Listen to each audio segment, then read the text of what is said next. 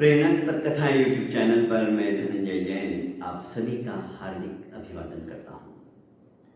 दोस्तों, पिता पुत्र घूमते घूमते खेत की ओर निकल पड़े। खेत में मजदूर लोग काम कर रहे थे। मुंडेर की तरफ एक दो मजदूरों ने अपने जूते खोल के रखे थे और वो भीतर, जिसमें कि बहुत ज्यादा पानी था, चावल का बीजारोपण कर रहे थे।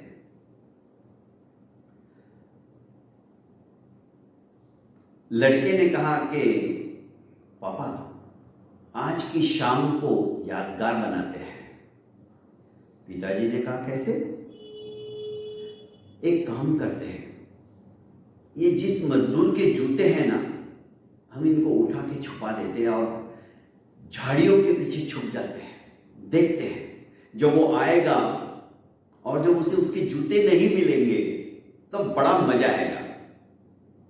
उसके चेहरे के ऊपर उस समय जो भाव रहेंगे परेशानी के, वो मैं अपनी आंखों में पिक्चर की तरह कैप्चर करके हमेशा समेट के रखूंगा।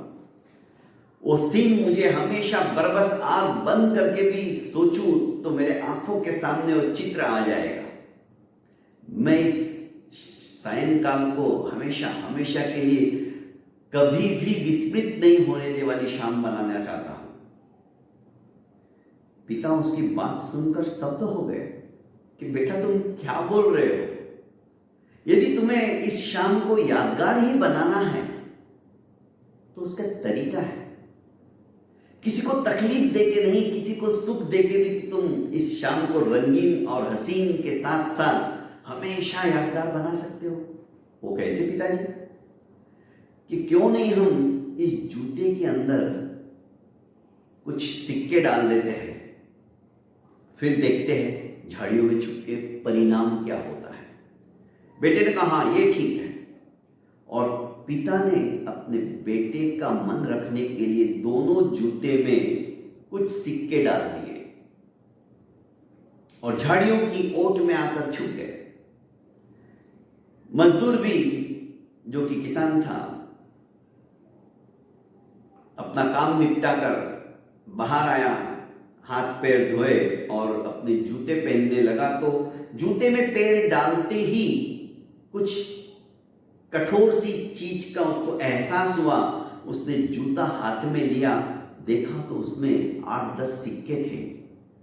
सिक्के निकाले, इधर उधर देखा, पर उसे कोई नजर नहीं आया। उसने सिक्के जेब में डाले। दूसरा पैर जब वो वापस जूते में डालने लगा तो वहां पर भी वैसे ही कठोर स्पर्श उसके पैरों को हुआ। उसने वापस जूता अपने हाथ में लिया, उसमें भी 8-10 सिक्के वो निकाले। उसके आंखों से आंसू निकल पड़े।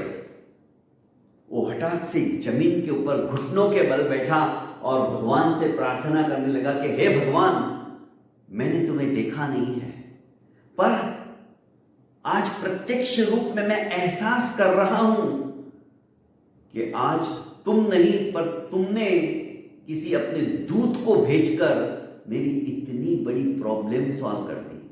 मेरी बीवी बीमार है और आज यदि उसको दवाई नहीं दी तो पता नहीं वो बीमारी और बढ़ जाए।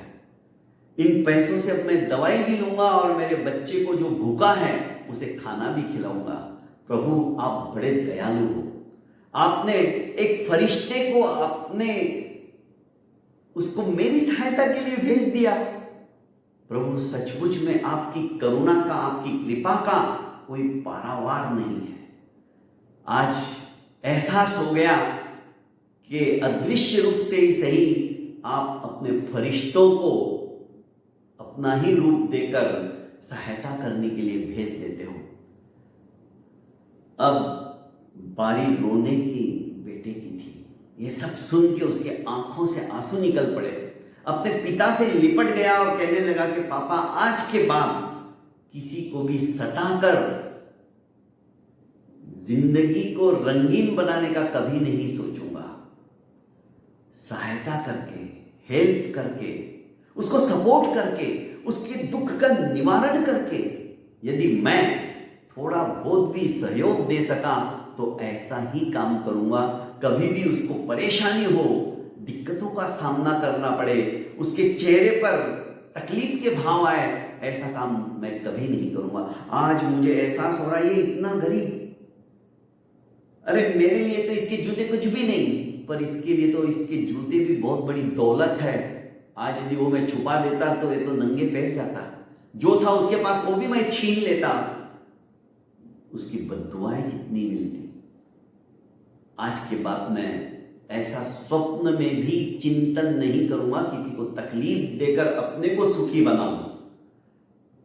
अपने चेहरे पे मुस्कान लाने के लिए मैं कैसा कैसा विचार करने लग गया था, पर नहीं पापा, मुझे माफ करो, आप एकदम सही है, आपने मुझे सही दिशा निर्देश दिया।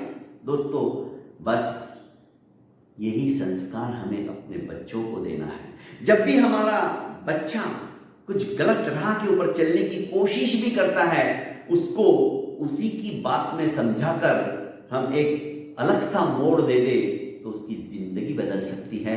बहुत बहुत धन्यवाद दोस्तों। मेरे इस प्रेरणास्पद कथा यूट्यूब चैनल को आपने अभी तक लाइक एवं सब्सक्राइब नहीं किया है तो कर लीजिए, और ज़्यादा से ज़्यादा ये प्रेरणास्पद कहानियों के चैनल को आप अपनों को फॉरवर्ड करते रहिए।